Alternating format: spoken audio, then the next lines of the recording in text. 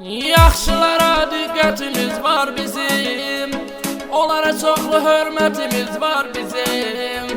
Həmişə haqqasa gediblər onlar, yaxşılara hörmətimiz var bizim.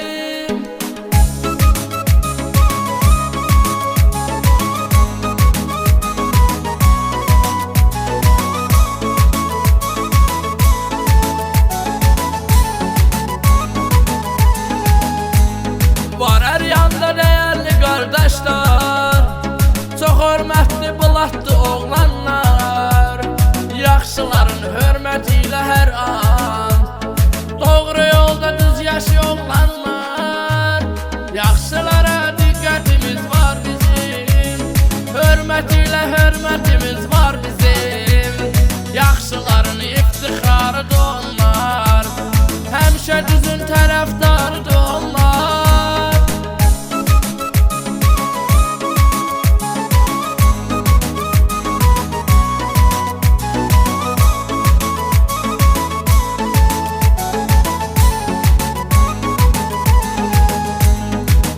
Saxlasın sənin nəzərində, olmayasan həyat qəm kədərində.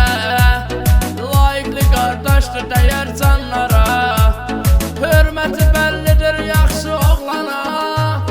Yaxşıların iftixarısız siz, yaxşı olub ucalmısınız sizsiz.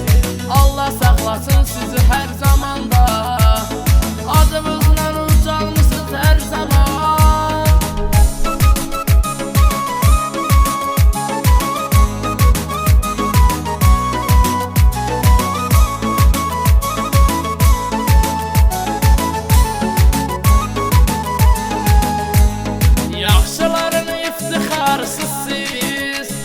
Həmişə düzün tərəfdarı sizsiz, Allah qorusun hər dəqiqə hər an.